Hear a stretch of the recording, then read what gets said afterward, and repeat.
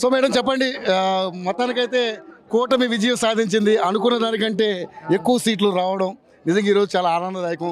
ఏపీకి ఒక మంచి రోజులు వచ్చాయనేది అందరూ మాట్లాడుకున్నటువంటి విషయం. సో మరి ఎలా ఉండబోతుంది, పరిపాలన ఎలా ఉండబోతుంది, మరి ఇప్పుడున్నటువంటి ఛాలెంజ్ ఏ విధంగా తీసుకోబోతుంది ఈ party? It's really A challenge అండి. ఇప్పుడు ఎందుకంటే సర్వనాశనం పెట్టేశారు, చేసేసారు జగన్మోహన్ రెడ్డి. వ్యవస్థలందరినీ కూడా నాశనం చేశారు.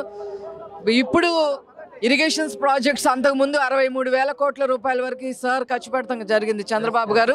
ఇప్పుడు దాన్ని కంటిన్యూ చేయాలి, సంపద సృష్టిస్తారు. అలాగే ఏవైతే సూపర్ 6 ఏవైతే వాగ్దానం చేశారో అవన్నీ కూడా పరిపూర్ణం చేస్తారు. అదేవిధంగా ఈ 3 ప్యాకెట్ లాగా 3 రాజధానులతో ఆయన ఆడుకున్నాడు, పబ్జీ గేమ్ ఆడుకున్నట్టు. ఇప్పుడు అమరావతిని రాజధానిగా చేస్తారు, అందులో నుంచే సంపద సృష్టిస్తారు.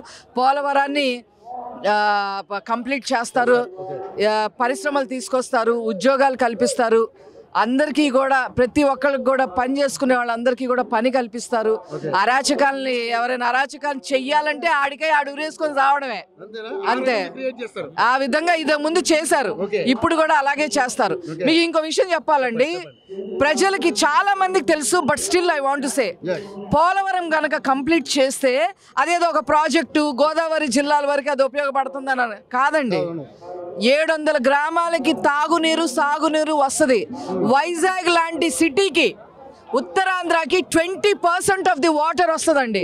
దానివల్ల ఇండస్ట్రీస్ కి కంపల్సరీ వాటర్ అవసరం. ఇండస్ట్రీస్ పెడతానికి అవకాశం ఉంటుంది. ఇండస్ట్రీస్ వస్తే అందరికి ఎంప్లాయ్మెంట్ కూడా వస్తుంది. దాని మీద అంత కథ ఉంది Polavaram. It's not an easy issue. అవన్నీ కూడా కంప్లీట్ చేస్తారు.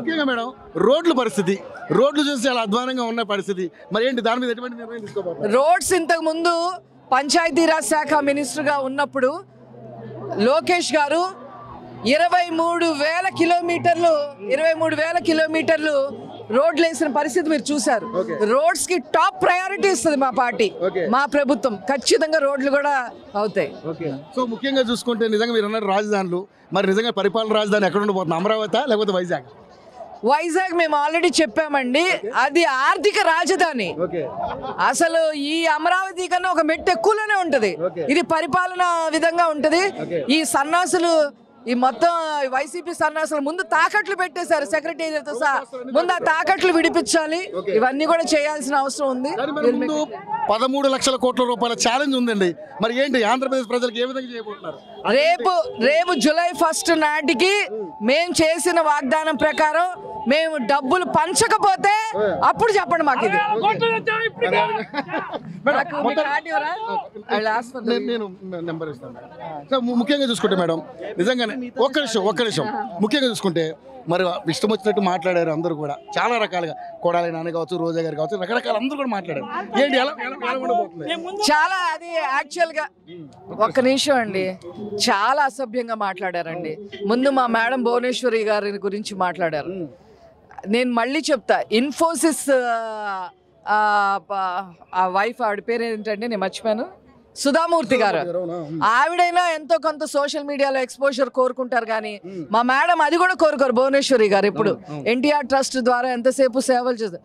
ఆవిడని అవమానించారు. రోజా మాట్లాడిందండి, నువ్వు పనికి మాలిన నాయకుడువా, ప్రతిపక్ష నాయకుడువా అని మా అధినేతను పట్టుకొని మాట్లాడింది నిండు సభలో. నువ్వెంత పనికి మాలిన దానివైతే ఈ రోజు నగరి ప్రజలు నిన్ను ఓడగొట్టారో నీ మనస్సాక్షి చెప్పు. పవన్ కళ్యాణ్ కూడా గాడిదకు వచ్చినట్టు 50 ఏళ్ళు వచ్చాయి, చిటికిన వేల మీద ఇంటికి కూడా బేకలేరు జగన్ అన్నారు. ఈ రోజు పీకి చూపించారు, ఎలా ఉండబోతుంది? పవన్ కళ్యాణ్ గారు అన్ని చేసి చూపిస్తారు. ఆయన ఏదైనా సరే అన్నారు అంటే చేసి తీరుతారు.